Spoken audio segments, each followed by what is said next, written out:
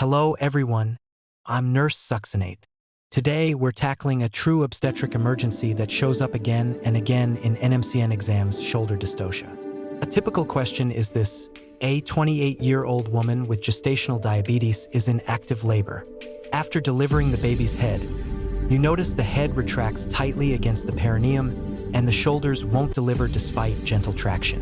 What is your first action? Apply fundal pressure to push baby out. B. Perform emergency cesarean section. C. Call for help and perform McRoberts maneuver.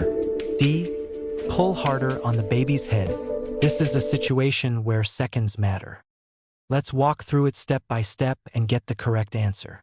A woman with gestational diabetes is in active labor.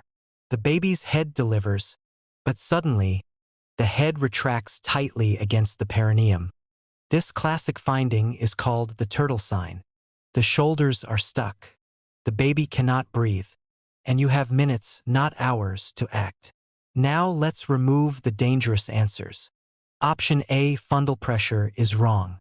Fundal pressure pushes the shoulder deeper behind the pubic bone and makes the obstruction worse.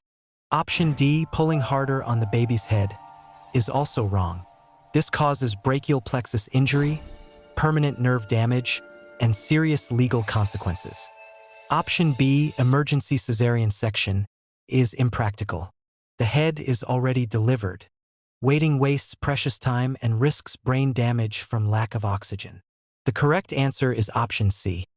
Call for help and perform the McRoberts maneuver. First, shout it out clearly: shoulder dystocia. You need help immediately. Next, perform the McRoberts maneuver.